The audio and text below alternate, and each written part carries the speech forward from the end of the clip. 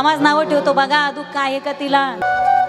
आणि ब्राह्मण पत्न्या ह्या विशेष मायाळू असतात पा, म्हणजे बाकीच्या तुसड्या असतात, रागीट असतात, प्रेम नसतं असं नाही म्हणायचं मला.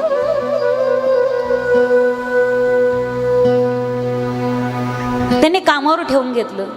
माझी आई त्यांची धुणे भांडी करायची, उष्टी काढायची, खरकट काढायची. माझी आई ब्राह्मणाचं दास्यत्व करायची.